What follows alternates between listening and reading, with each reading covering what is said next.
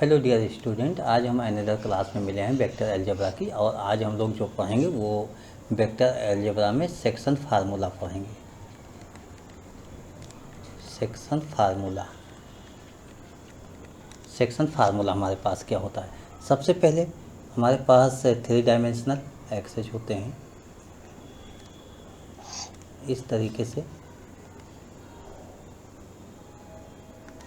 In excess का नाम x access,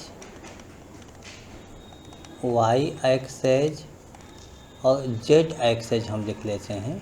suppose यहाँ पर 2 पॉइंट हमारे पास होते हैं, एक पॉइंट होता है P, दूसरा पॉइंट होता है Q। इस तरीके से हमारे पास पॉइंट होता है और P का पोजीशन वेक्टर हम इसको लिख सकते हैं। P का पोजीशन वेक्टर हमारे पास OP, इस तरीके से यहाँ O हो गया, इसी तरीके से OQ हो गया। सपोज हमारे पास ये OP है और ये OQ है, इस तरीके से मैंने लिखा है।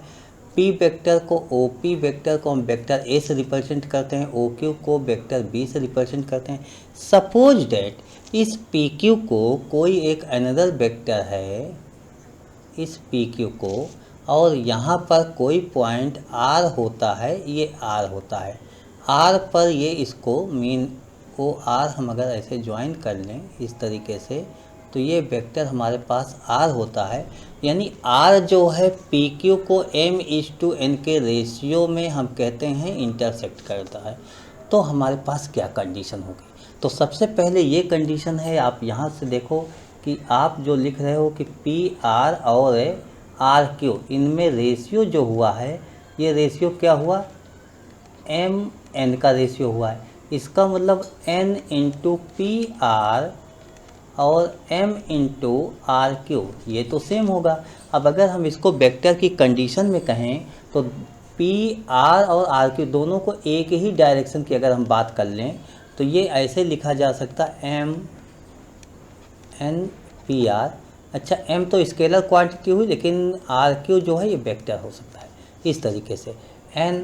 अब अगर हमें PR लिखना है तो PR का मतलब position vector of R minus position vector of P, यही लिखोगे।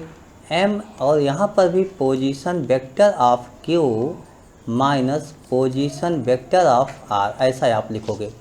N into position vector of R, R का R हो जाएगा, minus position vector of P A हो जाएगा, equal to M position vector of Q, इसको B लिखते हो, minus position vector of R, R लिखते हो। ये इसी को हम सॉल्व कर लेंगे।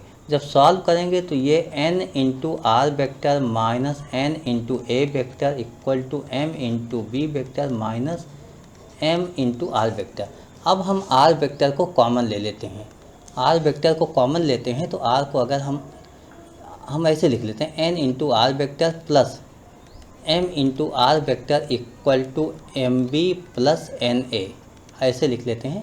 यहाँ पर R वेक्टर कॉमन ले लेते हैं तो ये m plus n into R vector equal to MB plus NA हो जाएगा।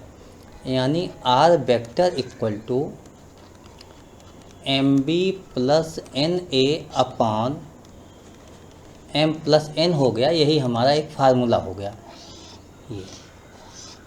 तो इसको समझने के लिए थोड़ा सा इस तरीके से भी आप समझ सकते हो कि अगर इस तरीके से हमारे पास ये सपोज डेट A वेक्टर हो गया और ये सपोज डेट B वेक्टर ये हो जाता है इस तरीके से, और यहाँ पर R वेक्टर हो जाए, ये कहे कि Mn में ये इंटरसेक्ट कर रहा है, तो आप ऐसे करना। देखिए M को आप देखो, M जो है R और A के लिए है तो M को अदर वाले से मल्टीपल कर दो, और n को देखो, n R और B के लिए है तो इसको दूसरे वाले से मल्टीपल कर दो। R अगर दोनों के बीच में है तो आप ऐसे लिखना MB plus NA upon M plus N, ये वेक्टर R ऐसे आप निकाल लेना। लेकिन इसी बात को यहाँ से देखो कि अगर हमारे पास मान लीजिए ऐसे है, ये A हो जाए और ये B हो जाए और R हमारे पास यहाँ पर हो जाए, ये R हो जाए। अब A से R के लिए अगर ये M हो जाए और B से R के लिए N हो जाए ऐसे। अब हमें कोई कहे R निकाल के दिखाओ, तो R निकालने के लिए यहाँ क्या कंडीशन करोगे, सबसे पहले M देखो, M आपका A और R के लिए है, तो इसका मतलब M मल्टीपल B के साथ हो जाएगा, और N देखो B R के लिए है, मतलब N B R के लिए, मतलब कि N जो है ये लाइन B और R को टच करती है, तो इसका मतलब हुआ N अदर वेक्टर A के लिए हो जाएगा। अब आप इसमें ये लिखो जो M का रेशियो यानी M की वैल्यू न्यूमेरिकल वैल्यू ज़्यादा है, तो आप इसको ऐसे लिखोगे R vector equal to M के साथ क्या मल्टीपल हुआ, B के साथ, minus NA upon M minus N, ऐसे लिख देना। वो इंटरनल होता है, ये इंटरनल होता है, और इसको हम लोग एक्सटर्नल कहते हैं। तो इस तरीके से आप फार्मूले याद कर सकते हो।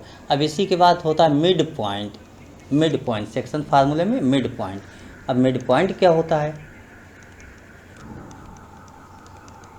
मिड पॉइंट का मतलब हुआ कि अगर ये A वेक्टर हुआ, ये B वेक्टर हुआ, ये आपका R हुआ, मिड पॉइंट हो गया।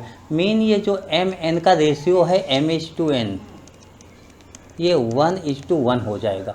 तो बस सिंपल सा फार्मूला R इक्वल टू आप ऐसे लिखते थे MB plus NA upon M plus N, यही लिखते थे।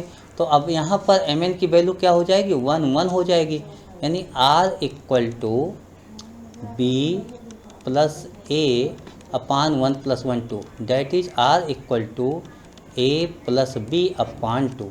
तो इतना याद रखिएगा कि दो वेक्टर दिए गए हैं, उसके मिड का कोई वेक्टर निकालना है, तो सम ऑफ वेक्टर डिवाइड बाय 2, इस तरीके से लिखोगे तो मिड पॉइंट आ जाएगा, यानी मिड वेक्टर। अब इस पर हम लोग एक क्वेश्चन ले लेते हैं, तो आइए एक क्वेश्चन हम लोग कंटिन्यू कर लेते हैं। देखिए आपके पास एक क्वेश्चन हो गया, find the position vector of mid point of P Q where the coordinates of P and Q are this and this. P Q दिया गया है, तो पोजीशन वेक्टर ऑफ पी,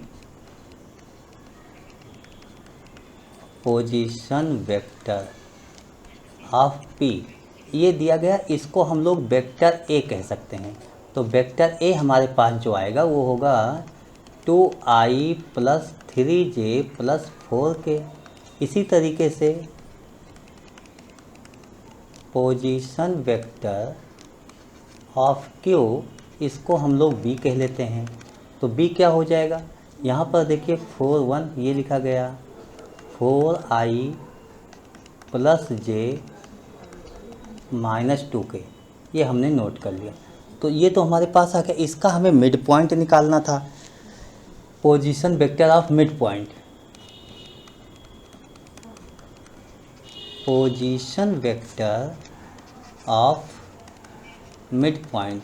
देखिए मिड पॉइंट में यही आपको बताया गया, दोनों का सम डिवाइड बाय 2, तो आप ऐसे लिखोगे 2i plus 3j plus 4k this, plus है दूसरा वेक्टर आप नोट कर लोगे, तो ये दूसरा वेक्टर आपके पास हो जाएगा 4i plus j minus 2k whole divided by 2।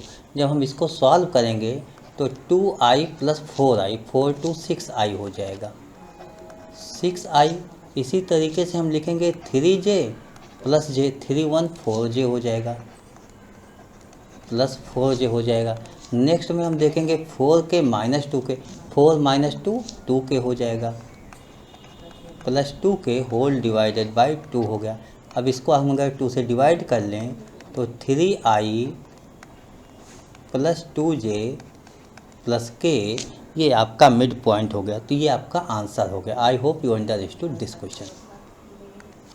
Okay, thank you, bye. मिलेंगे नेक्स्ट टॉपिक में और नेक्स्ट क्लास में मिलेंगे, उसके बाद अदर्स क्वेश्चन हम लोग सॉल्व करेंगे। Okay, thank you, bye.